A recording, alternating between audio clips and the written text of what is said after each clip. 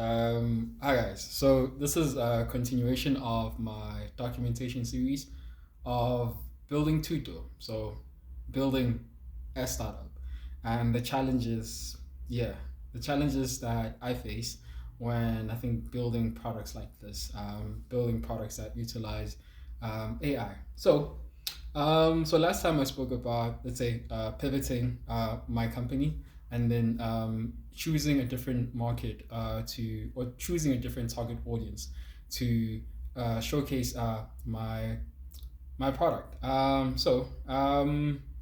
My approach was to kind of like speak to a lot of people, especially on LinkedIn, because my target audience were or is young professionals who are or young graduates, right, who've just graduated varsity or who've just like graduated high school. Not sure if that's a thing. Who want to learn about new digital skills. So my approach was like, okay, this is cool. Let me just try to communicate with these people and see if they would find Tuto useful. So I spoke to about 200, 210 people on LinkedIn. I connected, I connected with them. Yeah, like stalky, I know. But I connected with them. And then I messaged them. I was like, "Hey, this is a product that I'm building. I'd like you to test it out. Tell me if this would be like something that you would use." Out of 210, I've got like 30 responses. Yeah, 30 responses and 25 people registered an account. And then five people gave me like honest feedback. There is a lot of errors. So there's a lot of errors within my bug, which I still need to fix. So one of the problem that I'm experiencing, or one of the things that I've kind of like neglected, was how I structured Tuto and the content that it gives you. So the way I kind of like structured it is that it mostly provides you with like beginner course level. I think one of the people that I spoke to on LinkedIn was like, I registered an account and I chose professional content. So I'm guessing she wanted to see professional, and she just kind of saw beginners, right? So beginner content. It's not a train smash. I think I just need to fix some of the logic and change some of the inputs that gets into the prompts. Then I'll be able to fix that. Um, the thing that a lot of users liked was the recommendation part. So I think in my updates that I just did right now, I mostly focused on updating.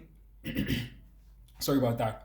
So updating the design so that it focuses more on um, displaying relevant content.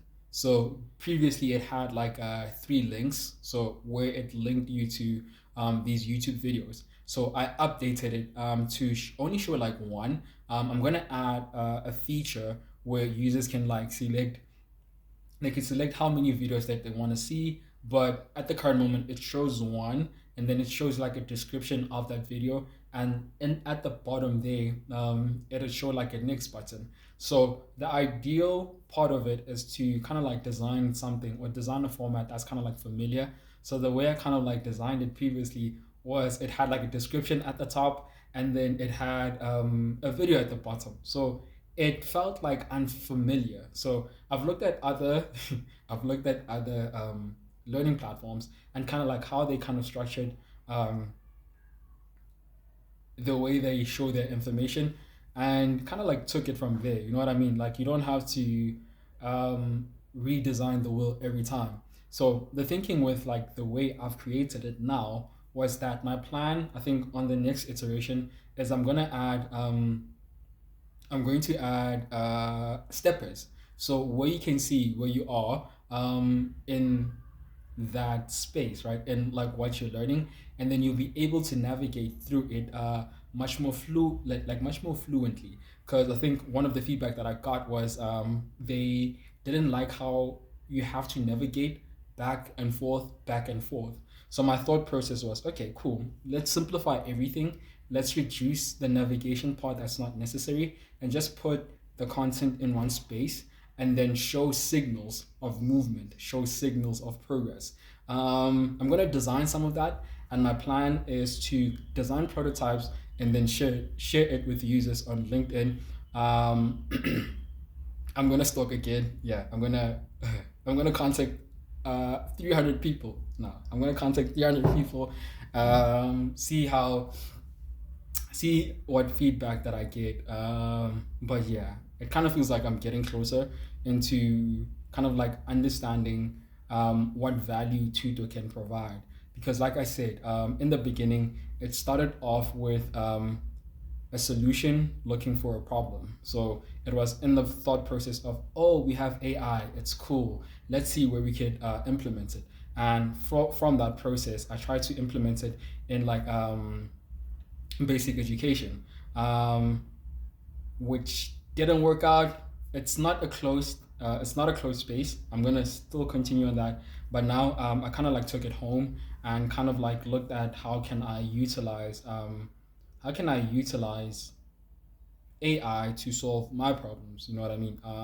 So I'm a lifelong learner. I'm consistently always learning things online, and some of the tools that I use with your YouTube, with your ChatGPT, with your Google search, they do help. Not gonna lie, these tools are really helpful, but it's just that these tools were not designed for learning. You know what I mean? So there's like certain limitations that it comes up with, certain distractions that these platforms comes up with. So I think the the problem that I'm trying to solve kind of like arises from there. And even though it's not going to be that specifically, I am willing to kind of like learn and discover um, as I go along. Yeah, so that's my update for the past week.